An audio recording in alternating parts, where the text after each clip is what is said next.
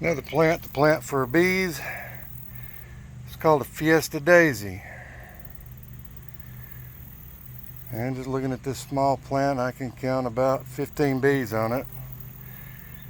Probably at the end of its nectar giving cycle right now because it's about 1 o'clock in the afternoon.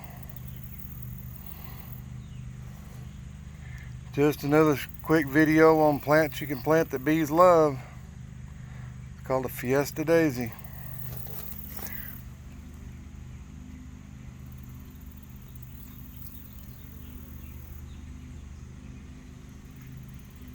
Of course, me making a shadow doesn't help with getting bees in the flower working it.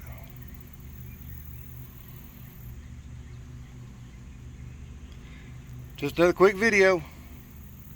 Thanks for watching.